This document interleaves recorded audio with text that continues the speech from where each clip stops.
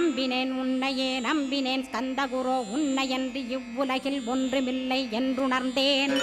நன்கறிந்து கொண்டேன் நானும் உனதருளால் விட்டிட மாட்டேன் கந்தா வீடதருள் வீரே. நடுநற்றித்தானத்து நானுனை தியானிப்பேன் பிரம்ம மந்திரத்தை போதித்து வந்திடுவாய்.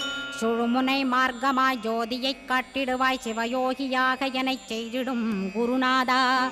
ஆசையறுத்து அறநடியைக் காட்டிவிடும் மெய்யடியராக்கி மெய்வீட்டில் இருத்திவிடும்.